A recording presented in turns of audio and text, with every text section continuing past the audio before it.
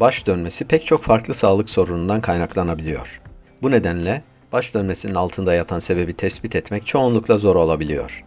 Doğadaki sağlık ekibi, baş dönmesinin altında yatan bazı nedenleri sizler için araştırdı ve bu videoyu hazırladı.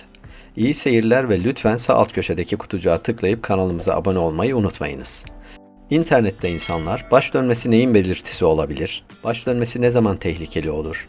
Baş dönmesi yapan hastalıklar nelerdir? Ve baş dönmesi için hangi doktora gitmek gerekir gibi sorulara cevap arıyorlar. Baş dönmesi, çevreyi dönüyormuş gibi hissetme, sersemlik, fiziksel olarak ayakta kararlı bir şekilde duramama gibi hissiyatlarla karakterize bir durumdur. Baş dönmesinin birden fazla sebebi bulunabilir. Baş dönmesine sebebiyet veren şeyler ciddi hastalıklar olabildiği gibi bazen açlık gibi hemen herkesin yaşayabileceği basit bir neden de olabilir. Ancak baş dönmesinin sık sık yaşanması önemsenmemesi gerektiği anlamına gelmez. Baş dönmesi şikayeti bulunan kişilerin bu hissin altında yatan nedenleri bilmesi önemlidir. Tekrar eden ve gittikçe süresi uzayan baş dönmeleri yaralanmalara sebep olabileceği gibi bir hastalık kaynaklı da olabilir. Baş dönmesinin nedenleri çeşitli olabiliyor ve tanı koymak bazen karmaşık bir süreç gerektirebilir. Uzmanlar baş dönmesinin bir hastalık değil, farklı sorunların bir belirtisi olabileceğini belirtiyorlar. Şimdi gelin baş dönmesinin altında yatan bazı nedenlerin neler olduğuna birlikte bakalım. 1. Meniere hastalığı. Meniere hastalığı iç kulak kanallarında sıvı birikimine yol açan bir durumdur. Bu sıvı birikimi baş dönmesi ve kulak çınlaması gibi semptomlara neden olabilir. İç kulak iltihapları da vertigo ve baş dönmesine yol açabilen diğer yaygın nedenlerdendir. 2. Beyin hastalıkları. Baş dönmenize bulanık görme, çift görme, elde ve yüzde uyuşma eşlik ediyor mu? Bu soruya yanıtınız evet ise mutlaka doktora başvurarak beyin incelemesi yaptırmanız gerekiyor. Başınız döndüğünde kulağınız da çınlıyorsa bu büyük olasılıkla kulağa ait bir nedene bağlıdır ama yine de bazen beyincik bölgesinde tümörler çınlama yapabileceği için düşük ihtimalle olsa beyin incelemesi yapılmalıdır. 3. B12 vitamini eksikliği. Baş dönmenize sarhoş gibi yürüme eşlik ediyor mu? Sarhoş gibi yürüme ve dengesizlik sadece gözünüz kapalı iken oluyorsa kulak ile ilgili bir neden veya B12 vitamini eksikliği vardır.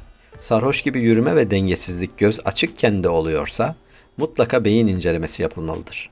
Halk arasında MS olarak telaffuz edilen hastalığa sahip kişiler otururken dengelerini kontrol edebilirken ayaktayken baş dönmesi ya da dengesizlik hissi yaşayabiliyorlar. 4. Diyabet. Başınız döndüğünde vücudunuzda soğuk terleme ve baygınlık hissi de oluyorsa açlıkta veya yemeklerden hemen sonra baş dönmenizde artış olup olmadığını kontrol ediniz. Çünkü diyabet hastalığı probleminiz olabilir. 5. Kalp hastalıkları. Baş dönmeniz çok kısa ama sık sık aralıklarla ortaya çıkıyorsa, kalbinizde bir sıkıntı, örneğin ritim bozukluğu olabilir. Kalbinizi bir uzmana inceletmeniz gerekebilir. Ayrıca kısa süren baş dönmesi ve baygınlık hissi atakları gizli epilepsi hastalığında görülebiliyor. EEG dediğimiz elektroensefalografi tetkiki yapılmalıdır. 6. Yetersiz beslenme. Genç yaşta baş dönmesi sorunu yaşıyorsanız bu beslenme sorununa işaret edebiliyor. Özellikle gençlerde görülen baş dönmesi atakları beslenme yetersizliğine bağlı olabiliyor. Bu durumda mutlaka ayrıntılı bir kan tahlili yapılmalıdır. 7. Boyun fıtığı. Baş dönmeniz özellikle baş hareketleri ile tetiklenip artıyorsa bu durumda sorun boyun fıtığı veya iç kulağa ait bir nedenden kaynaklanıyor olabilir. 8. Depresyon. Baş dönmesi probleminiz mutsuzluğa, isteksizliğe ve baş ağrılarına da mı yol açıyor? Bu durumda yaşadığınız sorun depresyona bağlı olabilir. 9. Kansızlık. Baş dönmesine yorgunluk ve cilt solukluğu da eşlik ediyorsa bu durum kansızlık habercisi olabilir. Ayrıca demir ve D vitamini eksikliği de araştırılmalıdır. 10. Tansiyon.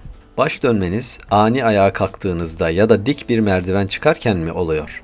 Bu soruya cevabınız evet ise baş dönmenizin nedeni tansiyon dengesizliği olabilir. Hemen doktorunuza başvurmalısınız.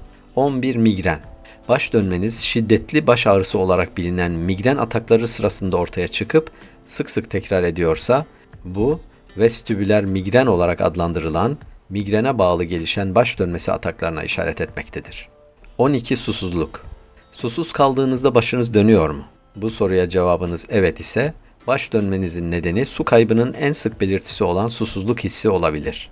Bir süre sonra halsizlik başlar, sıvı kaybı artınca da baş dönmesi ve tansiyon düşüklüğü ortaya çıkar.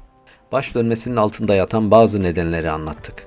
Sizlerden son olarak kanalımıza abone olmanızı ve videomuzu beğendiyseniz sosyal medya hesaplarınızdan arkadaşlarınızla paylaşmanızı rica ediyoruz. Güzel gülücüklerle dolu, mutlu ve sağlıklı günler dileriz. Ekranda gördüğünüz ilginizi çekebilecek diğer videolarımızı da izlemeyi ihmal etmeyiniz.